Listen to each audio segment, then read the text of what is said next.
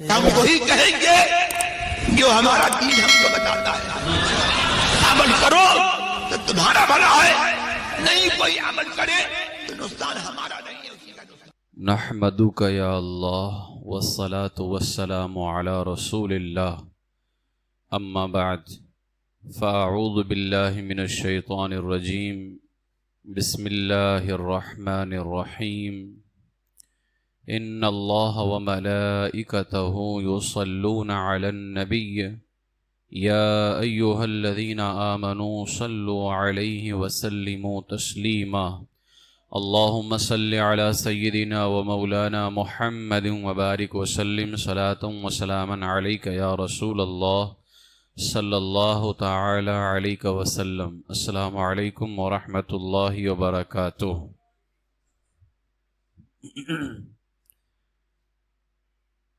سن 4 ہجری میں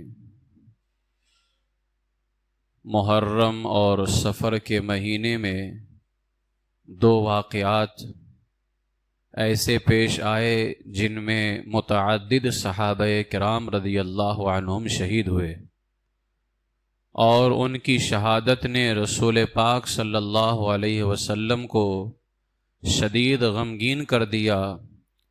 حضرت انس بن مالک رضی اللہ عنہ کہتے ہیں، میں نے کبھی نہیں دیکھا کہ نبی کریم صلی اللہ علیہ وسلم جتنا ناراض صحابہ کو شہید کرنے والے ان کافروں پر ہوئے اتنا ناراض کسی اور پر ہوئے ہوں.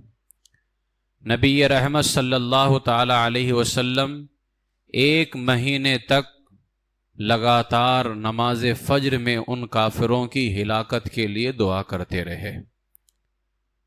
ان دونوں واقعات میں سے ایک کو رجیع کا واقعہ اور دوسرے کو بیر معونہ کا واقعہ کہا جاتا ہے. تو رجیع کا واقعہ کل آپ کے سامنے پیش کر دیا گیا تھا. آج بیر معونہ کے حوالے سے کیا واقعہ پیش آیا تھا وہ آپ کے سامنے پیش کیا جائے گا. بیر معونہ پہ جو واقعہ پیش آیا اس میں 70 صحابہ کرام موجود تھے. کل والے میں 10 صحابہ کرام تھے. بیر معونہ پہ جو واقعہ پیش آیا اس میں 70 صحابہ کرام رضی اللہ تعالی عنہم تھے، اور اس مقدس جماعت کے پاکیزہ افراد میں 4 صحابہ مہاجر ہجرت کرنے والے، اور باقی صحابہ جو تھے وہ انصار صحابہ تھے. ان میں سے چند کے نام تاریخ میں موجود ہیں: حارث بن سمہ، حرام بن ملحان، عروہ بن اسما سلمی، نافع بن بدیل اور عامر بن فہیر رضی اللہ تعالی عنہم. یہ عامر بن فہیر جو تھے یہ حضرت سیدنا ابو بکر صدیق رضی اللہ تعالیٰ عنہ کے آزاد کردہ غلام تھے. یہ فرمایا جاتا ہے کہ یہ 70 صحابہ جو تھے یہ 70 کے 70 قاری صحابہ تھے. یہ قرہ صحابہ میں سے تھے. روایتوں میں آتا ہے کہ جب ان کا معمول کیا تھا زندگی کے اندر، ان 70 صحابہ کا ان کا عمل کیا تھا، فرمایا گیا کہ جب شام کے سائے پھیلتے یعنی شام ہونے کو ہوتا تو یہ مقدس صحابہ مدینہ شریف کے ایک جانب چلے جاتے، ایک کونے میں چلے جاتے، اور جانے کے بعد یہ 70 صحابہ کثرت سے تلاوت قرآن میں مشغول ہو جاتے، نماز میں مشغول رہتے. زیادہ تلاوت کرنے کی وجہ سے ان کو قاری صحابہ کہا جاتا تھا، قرہ صحابہ ان کو کہا جاتا تھا. یہ لوگ راتوں کو قرآن کریم کی تلاوت کرتے اور قرآن آپس میں سیکھتے سکھاتے تھے. جب صبح ہوتی تو پانی لے کر کے آتے اور نمازیوں کے لیے مسجد نبوی میں رکھ دیا کرتے تھے. یہ لکڑیاں جمع کر کے انہیں بیچتے تھے یہ صحابہ، 70 صحابہ، اور لکڑیاں بیچ کر کے جو رقم آتی تھی اس رقم سے مدینہ شریف میں جو صفہ ہے چبوترا، وہاں پر جو اصحاب صفہ صحابہ کرام رہا کرتے تھے تو یہ 70 صحابہ لکڑیاں بیچ کر کے جو رقم اس سے حاصل ہوتی تھی اس رقم سے ان اصحاب صفہ کے لیے اور فقراء صحابہ کے لیے کھانا وغیرہ خرید کر کے لایا کرتے تھے. یہ یعنی ان کی زندگی کا یہ معمول تھا. تو یہ 70 صحابہ کوئی معمولی صحابہ نہیں تھے. اللہ کے رسول علیہ الصلوۃ والسلام نے ان کو بھیجا. اب وہ واقعہ کیا ہے؟ فرمایا ابو برا عامر بن مالک. یہ عامر بن مالک جو تھا ابو برا اس کی کنیت ہے اور اس کا نام ہے عامر بن مالک. یہ ایک مشرک آدمی تھا, شرک کرنے والا تھا, کافر تھا. ایک مرتبہ یہ بارگاہ رسالت میں حاضر ہوا میرے آقا صلی اللہ علیہ وسلم کی بارگاہ میں, اور اس نے 2 گھوڑے اور 2 اونٹ تحفے میں پیش کیے. حضور علیہ السلام کو 2 گھوڑے اور 2 اونٹ پیش کیا اس نے. نبی رحمت علیہ السلام نے فرمایا میں مشرک کا تحفہ قبول نہیں کرتا. تم مشرک ہو, میں تمہارا تحفہ قبول نہیں کرتا. پھر میرے آقا صلی اللہ علیہ وسلم نے ابو برا عامر بن مالک کو اسلام لانے کی دعوت دی. تو اس نے اسلام قبول بھی نہیں کیا اور اسلام کا انکار بھی نہیں کیا. یعنی ایک تو ہوتا ہے کہ میں نے قبول نہ کیا, میں نے برا بھلا کہا, تو اس نے ایسا کچھ نہیں کیا, قبول بھی نہیں کیا اور اس نے انکار بھی نہیں کیا. اور اپنے سے کہنے لگا اے میرے محمد عربی, میرا خیال ہے کہ آپ کا یہ طریقہ اچھا ہے, یعنی آپ دعوت دے رہے ہو یہ اچھا طریقہ ہے. میرے پیچھے میری پوری قوم ہے, اگر آپ اپنے کچھ ساتھیوں کو میرے ساتھ بھیج دیں تو مجھے امید ہے کہ میری قوم آپ کی دعوت کو قبول کر لے گی اور آپ کے طریقے پر چل پڑے گی. وہ یہ ابو برا عامر بن مالک نے کہا کہ آپ کچھ لوگوں کو میرے ساتھ بھیج دیجئے, وہ لوگ آئیں گے میری قوم کو اسلام کی دعوت دیں گے, مجھے امید ہے کہ وہ لوگ آپ کی دعوت کو قبول کر لیں گے. تو میرے آقا علیہ السلام نے فرمایا مجھے اہل نجد یعنی نجد والوں کی جانب سے اپنے ساتھیوں کے لیے نقصان کا اندیشہ ہے. عرب میں ایک علاقہ ہے نجد کا, پتا چلا یہ بندہ وہیں سے آیا ہوا تھا, یہ نجدی تھا یعنی نجد کا رہنے والا تھا. آج بھی نجدیوں سے وفا کی امید نہیں ہے. آپ اندازہ لگا سکتے ہیں کہ صرف آج کل کے ہی نجدی بے وفا نہیں ہے, اس وقت کے بھی نجدی بے وفا تھے. حضور نے فرمایا مجھے نجد والوں سے اپنے ساتھیوں کے لیے نقصان کا اندیشہ ہے, ڈر ہے کہ وہ لوگ میرے ساتھیوں کو نقصان پہنچائیں گے. تو مشرک عامر نے کہا آپ ان کے نقصان کا اندیشہ نہ کیجئے, میں اس بات کی پناہ دیتا ہوں, گارنٹی دیتا ہوں کہ اہل نجد میں سے کوئی انہیں نقصان نہیں پہنچائے گا, یہ میں گارنٹی دیتا ہوں. چنانچہ نبی کریم صلی اللہ علیہ وسلم نے ایک صحابی جن کا نام تھا حضرت منذر بن عمر, حضرت منذر بن عمر کی ہمراہی میں, ان کی سرپرستی میں اپنے جلیل القدر صحابہ کو روانہ فرمایا. میرے آقا صلی اللہ علیہ وسلم نے جب ان 70 صحابہ کو روانہ کیا تو ایک خط لکھا, بنو عامر اور نجد کے رئیسوں کے نام روانہ کیا. بنو عامر ایک قبیلہ ہے, تو بنو عامر جو قبیلہ تھا اس کے نام حضور نے ایک خط لکھا, کیونکہ سب کافر تھے تو اسلام کی دعوت کے طور پر ایک خط لکھا. اور جتنے بھی وہاں نجد کے اندر سردار تھے, کافر سردار, ان سب کے نام جو ہے حضور نے مجموعی طور پر ایک خط لکھا.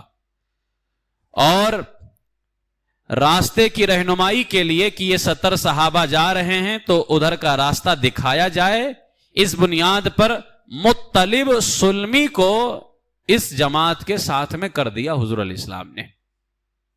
پہلے لوگ ایسا ہوتا تھا کہ جب لوگ نکلتے تھے تو کچھ راستہ دکھانے والے ہوتے تھے, راستہ بتانے والے کہ یہ راستہ کدھر جاتا ہے. اب آج کل کی طرح میپ تھوڑی نہ تھا, تو وہ راستہ بتایا کرتے تھے. تو مطلب سلمی کو حضور نے ان کے ساتھ کر دیا. یہ مقدس حضرات چلتے ہوئے معونہ نامی کنویں کے پاس جا کر کے اترے. معونہ ایک کنویں کا نام ہے, وہیں پر یہ واقعہ پیش آیا, اسی لیے اس کو بیر معونہ, بئر عربی میں کہتے ہیں کنویں کو, تو بیر معونہ یعنی معونہ کا کنواں, تو وہیں پر یہ واقعہ پیش آیا, اس لیے اس کو واقعہ بیر معونہ یعنی بیر معونہ کا واقعہ کہا جاتا ہے. تو یہ حضرات وہاں جب پہنچے, وہاں پہنچ کر کے اترے, کیونکہ کنواں بھی تھا. تو یہ کنواں جو تھا یہ بنو عامر اور بنو سلیم کے علاقے حرہ کے درمیان واقع ہے. دو قبیلے تھے, بنو عامر اور بنو سلیم. بنو عامر کے نام حضور نے خط بھی لکھا تھا, تو انہی دونوں قبیلوں کے درمیان میں ایک علاقہ تھا جس کا نام تھا حرہ, یہ اسی درمیان میں کنواں پڑتا تھا.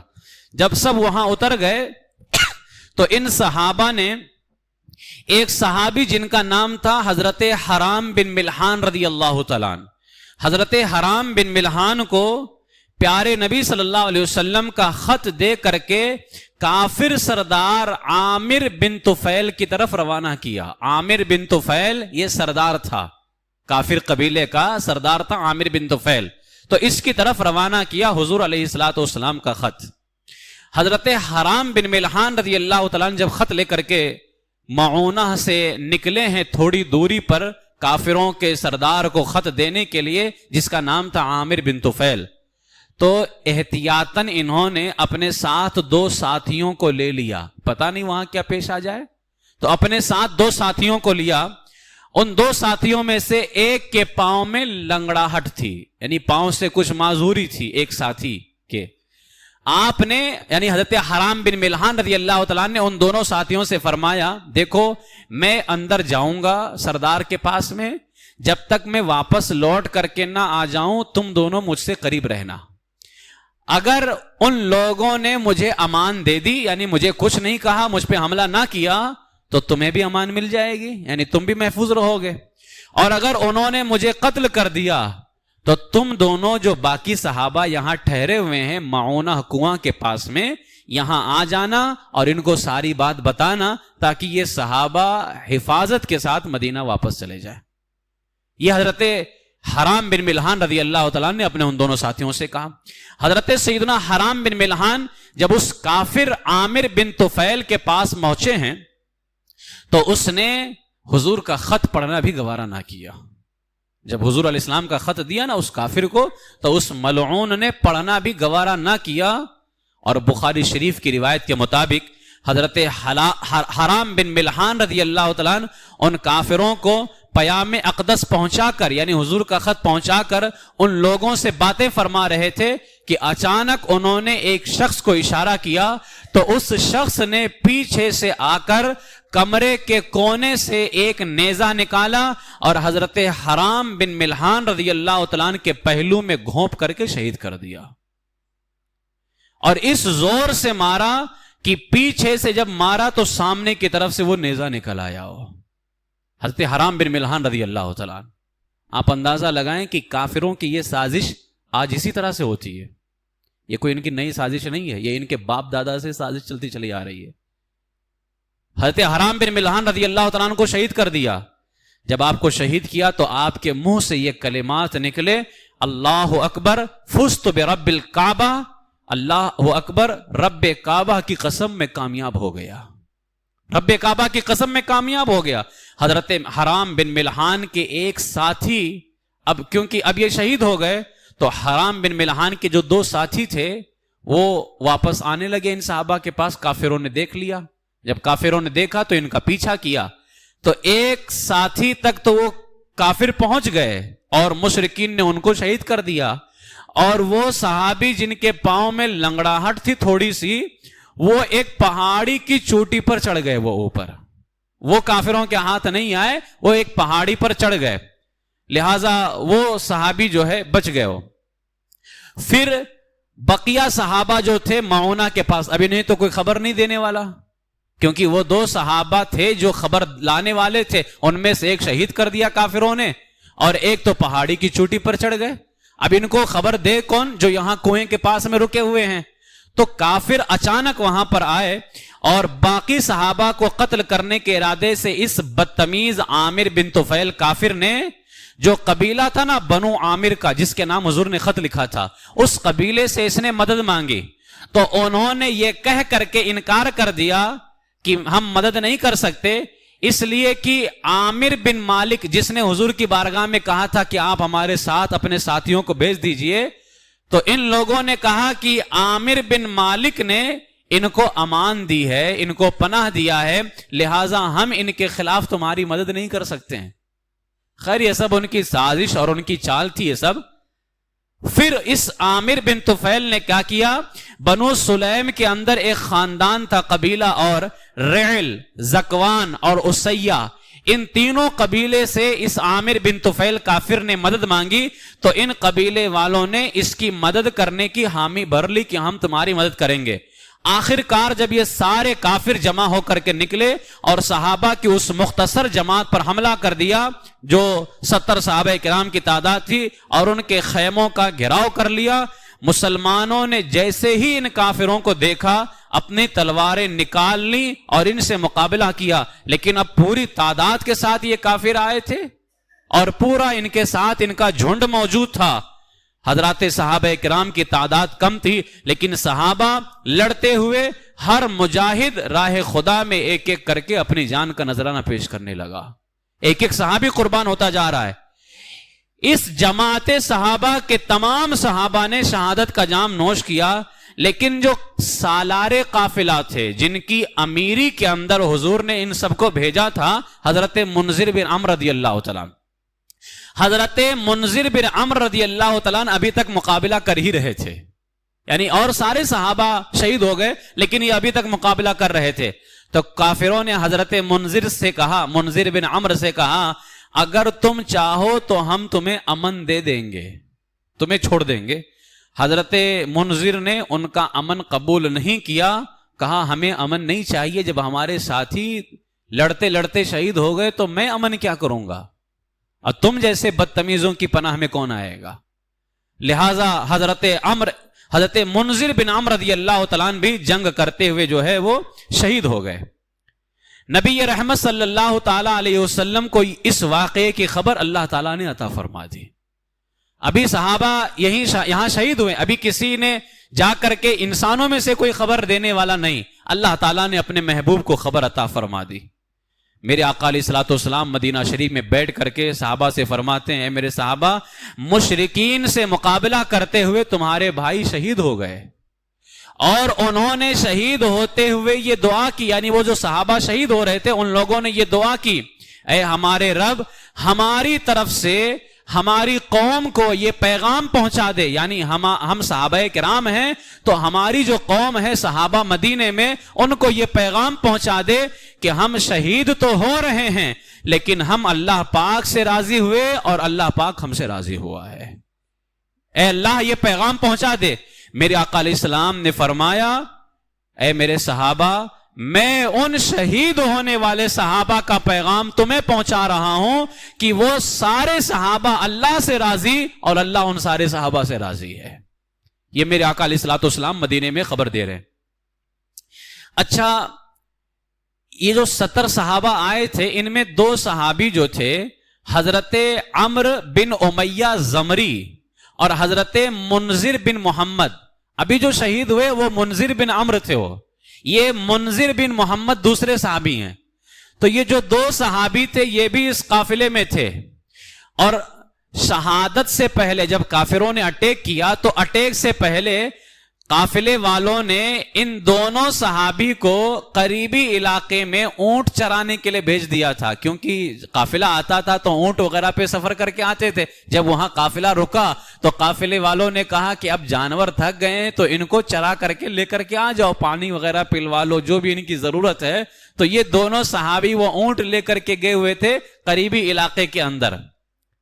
تو قافلے سے دور جانے والے ان 2 صحابہ کو اس بات کا پتہ بھی نہیں چلا کہ ہماری مقدس جماعت پر کیا مصیبت ٹوٹ پڑی ہے۔ یہ دونوں تو ادھر قریبی علاقے میں چلے گئے اور یہاں ان کے ساتھیوں کو شہید کر دیا گیا۔ لیکن جب یہ صحابہ دونوں وہاں پر اپنے اونٹ کو چرا رہے تھے تو کیا دیکھا، آسمان پر بڑے پرندے چکر کاٹ رہے ہیں اور ان پرندوں کی چونچوں سے خون کے قطرے گر رہے ہیں۔ تو یہ سمجھ گئے ہمارے ساتھی شہید ہو چکے ہیں. ابھی آئے نہیں یہاں پر, لیکن وہیں سمجھ گئے کہ وہ پرندے جو تھے ان کے چونچ سے خون کے قطرے گر رہے ہیں. یہ سمجھ گئے کہ ہمارے ساتھی شہید ہو چکے ہیں. پھر دونوں حضرات کچھ قریب آئے تو دیکھا کہ صحابہ اکرام کا یہ مختصر قافلہ خون میں ڈوبا ہوا ہے. سارے صحابہ شہید ہو گئے اور دشمن بھی وہیں پر ابھی اپنے گھوڑے پر موجود ہے. عامر بن طفیل جو مشرک تھا اور جتنے بھی کافر تھے وہ سب موجود ہیں. انصاری صحابی جو تھے حضرت منذر بن محمد, انہوں نے حضرت عمرو ابن امیہ سے کہا, حضرت عمرو ابن امیہ سے پوچھا, کیونکہ یہ دونوں صحابی اونٹ چرانے کے لیے گئے ہوئے تھے اونٹ لے کر کے. تو حضرت منذر بن محمد نے عمرو ابن امیہ سے پوچھا, آپ اس معاملے میں کیا کہتے ہیں, یعنی ہمیں کیا کرنا چاہیے, ہمیں مدینہ چلنا چاہیے؟ آپ نے پوچھا, انہوں نے پوچھا کہ ہمیں رسول کریم کو جا کر کے خبر دینی چاہیے. تو اس پر حضرت منذر بن محمد نے کہا, اس جگہ منذر بن عمرو نے شہادت پائی ہے. اور منذر بن عمرو کون تھے؟ قافلے کے امیر, قافلے کے سالار. تو حضرت منذر بن محمد نے کہا, یہاں ہمارے امیر نے شہادت پائی ہے اور اس جگہ سے ہٹنا ہمیں گوارا نہیں ہے, ہم بھی شہید ہوں گے یہیں پر, اس لیے کہ ہمارا سالار یہاں شہید ہوا ہے, لہذا ہمیں یہاں سے ہٹنا نہیں ہے, ہمیں بھی شہید ہونا ہے. اور ایک روایت میں آیا کہ وہ انصاری صحابی حضرت حارث بن سمہ تھے, یعنی ایک روایت میں کہ وہ منذر بن محمد تھے اور ایک روایت میں کہ وہ حارث بن سمہ تھے. خیر جو بھی ہوں, تو فرمایا کہ یہ دونوں سپاہی دشمنوں پر ٹوٹ پڑے. حضرت حارث نے 2 کافروں کو جہنم واصل کیا, حارث بن سمہ نے 2 کافروں کو جہنم واصل کیا, لیکن دشمنوں کی تعداد زیادہ تھی. آخرکار دونوں سپاہی زندہ گرفتار ہو گئے. تو کافروں نے جب دونوں کو گرفتار کر لیا تو حضرت حارث بن سمہ سے پوچھا, جن کا نام حارث بن سمہ تھا یا منذر بن محمد, تو پوچھا تم کیا چاہتے ہو, ہم تمہارے ساتھ کیسا سلوک کریں؟ تو حضرت حارث رضی اللہ تعالیٰ نے فرمایا, جس طرح حضرت منذر بن عمرو یعنی ہمارے سالار, ہمارے امیر, اور حرام بن ملحان جنہوں نے خط لے جا کر کے کافر کو پہنچایا تھا حضور کا, لیکن اس کافر نے ان کے پہلو کے اندر نیزہ مار کر کے شہید کر دیا, تو جس طرح تم نے ہمارے امیر حضرت منذر بن عمرو اور خط لے جانے والے حضرت حرام بن ملحان رضی اللہ عنہما کے ساتھ کیا, ایسے ہی ہمیں بھی خون میں نہلا دو, ہم یہاں سے نہیں جانا گوارا کرتے.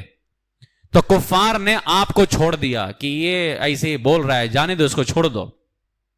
لیکن جب کافروں نے آپ کو چھوڑا تو آپ کافروں پر ٹوٹ پڑے, کافر پر اپنے سے ٹوٹ پڑے.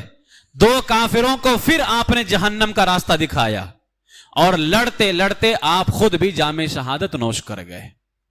کفار نے تاک تاک کر کے آپ کے جسم پر نیزے مارنا شروع کر دیا حضرت حارث رضی اللہ تعالیٰ عنہ کے. پھر کافروں کے سردار نے قید ہونے والے دوسرے صحابی جن کا نام تھا حضرت عمرو بن امیہ رضی اللہ تعالیٰ عنہ, ان سے پوچھا کیا تم اپنے ساتھیوں کو پہچانتے ہو, یہ سارے صحابہ جو شہید ہو گئے. تو حضرت عمرو بن امیہ سے اس کافر عامر بن طفیل نے پوچھا کیا تم اپنے ساتھیوں کو پہچانتے ہو؟ آپ نے فرمایا ہاں. تو سردار جو کافروں کا سردار تھا اس نے شہدائے کرام کا چکر لگایا اور آپ سے ایک ایک شہید کے باپ دادا کا نام پوچھنے لگا, بتاؤ اس کا نام کیا تھا, اس کے باپ کا نام کیا تھا, اس کے دادا کا نام کیا تھا. حضرت جو ہے عمرو بن امیہ سب کا نام بتاتے رہے. آخر میں اس نے پوچھا کیا ان شہداء میں یعنی جو شہید ہو گئے جن کو ہم نے قتل کر دیا, کیا ان میں تمہارا کوئی ساتھی غائب ہے؟ جتنے آئے تھے سب ہیں یا کوئی غائب ہے؟ تو حضرت عمرو ابن امیہ رضی اللہ تعالیٰ نے فرمایا ہاں اس میں میرا ایک ساتھی نظر نہیں آ رہا ہے, اور وہ حضرت ابو بکر صدیق رضی اللہ تعالیٰ عنہ کے آزاد کردہ غلام تھے جن کا نام تھا عامر بن فہیرہ. آپ نے فرمایا کہ میرا یہ ساتھی ان شہداء کے اندر نظر نہیں آ رہا ہے. تو اس کافر نے پوچھا تمہارے درمیان تمہارے اس ساتھی کا کیا مرتبہ تھا؟ اچھا اس نے کچھ دیکھا تھا اس لیے پوچھ رہا تھا کہ ان کا مرتبہ کیا تھا. ابھی میں آپ کو بتاؤں گا کیا دیکھا تھا اس نے. تو اس نے پوچھا بتاؤ تمہارے اس ساتھی کا یعنی عامر بن فہیرہ جو صدیق اکبر کے آزاد کردہ غلام تھے, کہا بتاؤ ان کا مرتبہ کیا تھا. تو حضرت عمرو ابن امیہ نے فرمایا ہم جتنے 70 صحابہ آئے تھے ان سارے 70 صحابہ میں سب سے افضل صدیق اکبر کے غلام تھے وہ. میں حیران ہو گیا کہ بتاؤ صدیق اکبر کا جب یہ مقام, صدیق اکبر کے غلام کا جب یہ مقام ہے تو صدیق اکبر کا مقام کیسا ہوگا. صدیق اکبر رضی اللہ تعالیٰ عنہ کے غلام تھے, انہوں نے کہا کہ وہ ہم سب میں افضل تھے, اور صدیق اکبر کے غلام کا شمار ان حضرات صحابہ میں ہوتا ہے جو ہمارے پیارے نبی پر شروع میں ایمان لے کر کے آئے. وہ بدر سے پہلے ایمان لے کر کے آئے, اس لیے کہ جو صحابہ فتح مکہ سے پہلے ایمان لے کر کے آئے اور جو فتح مکہ کے بعد ایمان لے کر کے آئے, دونوں کے درجے میں سے اللہ نے پہلے ایمان لانے والوں کا درجہ بلند رکھا ہوا ہے. تو یہ شروع میں ایمان لے کر کے آنے والے تھے. سردار عامر بن طفیل جو تھا کافر, اس نے بنو کلاب کے ایک شخص جبار بن سلمی کی طرف اشارہ کیا, کیونکہ عامر بن فہیرہ کو جس نے نیزہ مارا تھا وہ کافر جو تھا جبار بن سلمی تھا بنو کلاب کا. عامر بن طفیل نے اس کی طرف اشارہ کیا اور کہا اس بندے نے تمہارے ساتھی کو نیزہ مارا تھا, پھر نیزہ جب اس کے جسم سے کھینچ کر کے نکالا تو تمہارا وہ ساتھی یعنی عامر بن فہیرہ آسمان کی طرف اٹھتا چلا گیا. وہ یہ دیکھا تھا اس نے, عامر بن طفیل کافر نے دیکھا تھا کہ جب جبار بن سلمی نے جو ہے حضرت عامر بن فہیرہ کو نیزہ مارا اور جب نیزہ کھینچا تو عامر بن فہیرہ کی لاش مبارک آسمان کی طرف اٹھتی چلی گئی, یہاں تک کہ نظروں سے اوجھل ہو گئی. اور بخاری شریف کی روایت میں ہے کہ وہ دور آسمانوں میں لاش چلی گئی اور پھر دوبارہ زمین پر گری. عامر بن طفیل کافر کہتا ہے جب ہم نے زمین پر ان کی لاش کو تلاش کیا تو زمین پر ان کی لاش موجود نہیں تھی. میرے آقا نے فرمایا کہ فرشتوں نے عامر بن فہیر کو دفن فرما دیا تھا. جب دوبارہ ان کی لاش زمین پر آئی تو عامر بن فہیرہ رضی اللہ تعالیٰ عنہ کی لاش کو فرشتوں نے کیا کر دیا تھا, دفن کر دیا تھا. اس بنیاد پر اس کافر نے پوچھا کہ بتاؤ تمہارے ساتھیوں میں اس کا مقام کیا تھا. تو آپ نے یہ سن کر کے فرمایا ہاں وہ عامر بن فہیرہ رضی اللہ تعالیٰ عنہ ہے جو صدیق اکبر رضی اللہ تعالیٰ عنہ کے غلام ہیں. کافر سردار نے کہا اب ہم نے تو تم سب کو ختم کر دیا ہے, لیکن میری والدہ ایک غلام آزاد کرنا چاہتی تھی. یعنی میری والدہ پر پہلے غلام آزاد کرتے تھے نا, تو منت کچھ مانگی ہوگی اس نے. تو اس عامر بن طفیل کافر نے کہا کہ میری والدہ پر ایک غلام آزاد کرنا تھا, لہٰذا آج میں اپنی والدہ کی طرف سے تم کو آزاد کرتا ہوں.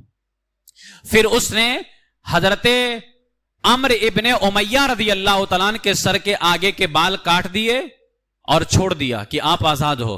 حضرت عمرو ابن امیہ وہاں سے نکلے اور بارگاہ رسالت میں حاضر ہو کر کے سارا واقعہ پیش فرمایا, سارا ماجرا آپ نے آ کر کے وہاں پر پیش فرمایا. تو یہ جو ہے اس کا واقعہ تھا. اچھا یہاں میں ایک چیز یہ بتانا چاہوں گا, حضرت عامر بن فہیرہ رضی اللہ تعالیٰ عنہ جو صدیق اکبر کے آزاد کردہ غلام تھے اور جن کی لاش مبارک آسمان پر گئی, پھر زمین پہ آئی اور پھر غائب ہو گئی, فرشتوں نے جن کو دفن کر دیا تھا, ان کو مارنے والا کون تھا؟ جبار بن سلمی, اس نے مارا تھا. اللہ کا کرنا ایسا ہوا, اللہ کا کرم ایسا ہوا, جس نے عامر بن فہیرہ کو مارا تھا یعنی جبار بن سلمی, وہ بعد میں اسلام لے کر کے آ کے خود صحابیت کے مقام پہ فائز ہو گیا.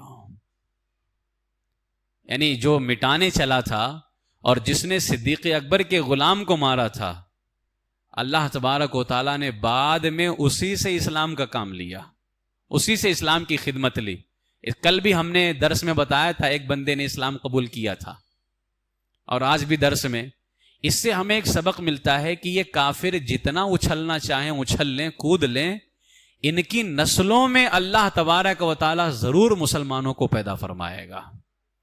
اور اسلام کا جھنڈا مسلمان تو لہرائیں گے ہی لہرائیں گے, وقت آئے گا ان کی آنے والی نسلوں میں سے ہی وہ نوجوان کھڑے ہوں گے جو ہندوستان کی زمین پر اسلام کے جھنڈے کو لہرائیں گے وہ انشاءاللہ تبارک و تعالیٰ. یہ حضرات صحابہ کرام رضی اللہ تعالیٰ عنہم کی جو ہے کچھ داستان تھی جو میں نے آپ کے سامنے پیش کیا. یہ حضرت عمرو ابن امیہ رضی اللہ تعالیٰ عنہ یہ بدری صحابہ تھے، بدر میں بھی شامل تھے، جو بارگاہ رسالت میں آ کر کے معونہ والا واقعہ سارا پیش کیا. انہوں نے طویل زندگی پائی اور سن 55 ہجری میں ان کا انتقال ہوا. سن 55 ہجری کے اندر، یعنی حضور علیہ الصلوۃ والسلام کے پردہ کرنے کے 45 سال کے بعد میں جو ہے ان کا انتقال ہوا. اور وہ جو تیسرے وہ جو صحابی تھے نا، حضرت حرام بن ملحان کے ساتھ میں جو روانہ ہوئے تھے اور پاؤں میں لنگڑاہٹ تھی، جو پہاڑ کی چوٹی پر چڑھ گئے تھے، تو یہ بھی اپنی جان بچا کر کے بعد میں آ گئے اور کئی جنگوں میں شریک رہے اور بعد میں ان کی بھی شہادت ہو گئی تھی. تو یہ کچھ صحابہ کرام کی شہادت تھی. اب آپ اندازہ لگائیں 70 قاریوں کی شہادت ہوئی. میرے آقا علیہ الصلوۃ والسلام کو اتنا غم ہوا، 1 مہینے تک لگاتار ان کافروں کے لیے ہلاکت کی دعا کرتے رہے. 1 مہینے تک. آج جب ہم کافروں کے لیے ہلاکت کی دعا کرتے ہیں، گستاخ رسول کے لیے، بد مذہبوں کے لیے، تو لوگ ہم یہ کہتے ہیں کہ حضور نے تو ہمیشہ دعائے رحمت کی ہے. یاد رکھ لو، میرے آقا علیہ السلام نے طائف والے کتنا تکلیف دیے حضور علیہ الصلوۃ والسلام کو، دیے کہ نہیں دیے؟ حضور کو تکلیف دی، لیکن میرے آقا کیا کہتے رہے؟ اے اللہ ان کو ہدایت دے، اے اللہ ان کو ہدایت دے. لیکن جب حضور کے غلاموں کو کسی نے تکلیف دی ہے تو حضور نے ان کے لیے ہلاکت کی دعا کی ہے. میں پوچھنا چاہتا ہوں، کیا وہ لوگ جو مجھے تانا دیتے ہیں کہ یہ امام تو ہلاک ہونے کی دعا کرتا ہے، مجھے بتاؤ حضور علیہ السلام کے جب غلاموں کو تکلیف دی گئی، میرے آقا نے اپنی تکلیف کو برداشت کی اور خود کو تکلیف دینے والوں کے لیے ہدایت کی دعا کرتے رہے. لیکن جب بات غلاموں کی آئی تو حضور نے برداشت نہ کیا اور اپنے غلاموں کو تکلیف دینے والوں کو حضور نے ہلاکت کی دعا کی ہے کہ اللہ یہ سب اور 1 مہینے تک نماز فجر میں حضور ہلاکت کی دعا کرتے رہے. اگر غلام کو تکلیف دینے والے کافروں کو حضور ہلاکت کی دعا کر رہے ہیں، ان کے برباد ہونے کی دعا کر رہے ہیں، تو بتاؤ ہم غلام کیا اتنے مردہ ہو چکے ہیں کہ ہمارے نبی کو برا کہا جائے، ہمارے آقا کو گالیاں دی جائیں اور ہمارے آقا کو مردہ کہا جائے اور مر کر کے مٹی میں ملنے والا کہا جائے اور یہ کہا جائے کہ ان کا خیال نماز میں آ جائے تو بیل اور گدھے کے خیال میں ڈوب جانے سے زیادہ برا ہے، اور معاذ اللہ یہ کہا جائے کہ ان کو پیٹھ کے پیچھے کی خبر نہیں. ایسے وہابیوں کے لیے جب ہم بد دعا کرتے ہیں تو پھر ہمیں لوگ کہتے ہیں کہ یہ کیا ہو گیا ہے، ہدایت کی دعا کرنی چاہیے. جب رسول پاک کے غلاموں کو تکلیف دی گئی تو حضور نے بد دعا کی ہے، ہلاکت کی. تو غلاموں سے زیادہ افضل تو آقا ہوا کرتا ہے، غلاموں سے زیادہ بہتر تو ان کا نبی ہوا کرتا ہے. اگر غلاموں کی تکلیف حضور کو پسند نہیں ہے تو پھر حضور کی تکلیف ہمیں بھی پسند نہیں ہے. اگر ہمارے نبی کو کوئی برا کہے گا، ان کی شان میں گستاخی کرے گا، وہابی، دیوبندی، نجدی، کوئی بھی ہو، ہم ان کے لیے دعا نہیں کرتے ہیں. ہم ان کے لیے اللہ سے یہی دعا کرتے ہیں، یا اللہ یا تو انہیں ہدایت دیں، اور اگر یہ ہدایت پر نہیں آ سکتے ہیں تو ان کو ہلاک فرما دیں، ان کو تباہ و برباد فرما دے. اس لیے کہ یہ زمین اللہ کی ہے، یہ آسمان اللہ کا ہے، اور یہاں بسنے والا بھی وہی ہوگا جو اللہ کے محبوب کا ہوگا. حضور کی گستاخی ہرگز ہرگز قبول نہیں ہے. حضور کی محبت، حضور کی تعریف ہمیں پسند ہے، اور تعریف کرنے والے ہی ہمیں پسند ہوتے ہیں. یہ آج کے درس سے ہمیں سبق ملتا ہے. جو لوگ اعتراض کرتے ہیں نا، میں پہلے بھی کہتا تھا، آج بھی کہتا ہوں، اگر تم نے کچھ پڑھا ہوتا نا، مجھ پہ اعتراض نہیں کرتے. اگر تم کچھ پڑھے ہوتے، لیکن تمہیں تو اتنا بھی نہیں پتا ہے کہ استنجا کرتے ہیں یا جب بیت الخلا جاتے ہیں تو اس کے بعد میں ہم پاکی کیسے حاصل کرتے ہیں، تمہیں اتنا بھی نہیں پتا ہے. اب میں زیادہ اس تفصیل میں نہیں جانا چاہتا، اس لیے کہ میری آواز باہر جا رہی ہے، اور میں ان خواتین کا احترام کرتے ہوئے میں وہ بات نہیں کہہ رہا ہوں، ورنہ تم کو تو اتنا بھی نہیں پتا ہے ہمیں کس طرح سے صاف کرنا چاہیے.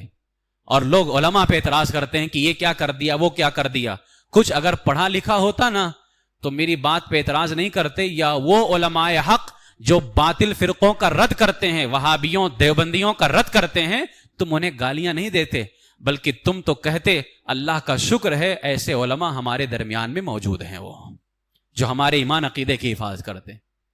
لہٰذا میرے عزیزو، ہمارے آقا علیہ السلام کی سیرت ایسی ہے جہاں ایک طرف حضور کی سیرت یہ ہے نا کہ حضور نے دعا کی ہے تکلیف دینے والوں کو کہ اللہ ہدایت دے، وہیں دوسری طرف حضور کی سیرت یہ بھی موجود ہے جب حضور کے غلاموں کو کسی نے تکلیف دی ہے نا تو میرے آقا علیہ السلام نے ہلاکت کی دعا کی ہے کہ اللہ وہ سب ہلاک ہو جائیں۔ لہٰذا جب میرے آقا کو اپنے غلاموں کی تکلیف پسند نہیں تو اگر ہمارے نبی کو کوئی برا کہے، ان کی شان میں گستاخی کرے، ہم کتنے مردہ ہو چکے ہیں کہ ہمیں وہ پسند ہو جائے؟ لہٰذا اگر وہ ہم سے پیار کرتے ہیں تو اتنا حق تو ہم پہ بنتا ہے نا کہ ہم اس نبی سے پیار کریں۔ اگر ہمیں تکلیف دینے والوں کو وہ نبی پسند نہیں کرتے تو ان کو گالی دینے والوں کو ہم کیسے پسند کرتے ہیں؟ اگر تمہارے اندر، جتنی میری باتیں سن رہے ہیں آپ یہاں جو بیٹھے اور باہر، اگر ذرا سی بھی غیرت ہوگی نا، میرے پیر و مرشد سرکار تاج الشریعہ علیہ الرحمہ نے جو فیصلہ فرما دیا وہ پوری امت کا فیصلہ ہے۔ کیا؟ نبی سے جو ہو بیگانہ اسے دل سے جدا کر دیں، پدر مادر برادر جان و مال ان پر فدا کر دیں۔ سب کچھ ہمارا نبی ہے، اگر اس سے وابستہ ہو تو ہمارا تم سے رابطہ ہے، اس نبی سے وابستہ نہیں ہو تو پھر ہمارے باپ رہو، بیٹے رہو، بھائی رہو، جو بھی رہو، اس نبی سے تمہارا رشتہ نہیں تو ہمارا تم سے رشتہ نہیں۔ اللہ تبارک و تعالیٰ اسی مسلک پر، یعنی اہل سنت و جماعت جس کی پہچان اس زمانے کے اندر مسلک اعلیٰ حضرت ہے، اللہ تعالیٰ اس سچے مسلک پر قائم و دائم رکھے، اور جس طرح حضرات صحابہ کرام رضی اللہ تعالیٰ عنہم دین کی خاطر اللہ اس کے رسول کی محبت میں قربانیاں دیتے رہے، اللہ تعالیٰ زندگی میں ہمیں بھی ایسی قربانیوں سے مالا مال فرمائے۔ اور اللہ تعالیٰ دعا کیا کرو اللہ تعالیٰ ہم سب کو مدینے میں شہادت کی موت عطا فرمائے۔ اسی لیے سیدنا فاروق اعظم دعا کرتے تھے، اللہم ارزقنا شہادتاً فی سبیلک، اے اللہ مجھے تیرے راستے میں شہادت کی موت عطا کر، وجعل موتنا فی بلد حبیبک، اور تیرے حبیب کے شہر میں مجھے موت عطا فرما۔ تو اس لیے یہ دعا کیا کرو، کیا؟ اللہم ارزقنا شہادتاً فی سبیلک وجعل موتنا فی بلد حبیبک، آمین یا رب العالمین بجاہ النبی الامین صلی اللہ علیہ وسلم، وما علینا الا البلاغ المبین۔ السلام علیکم ورحمۃ اللہ وبرکاتہ۔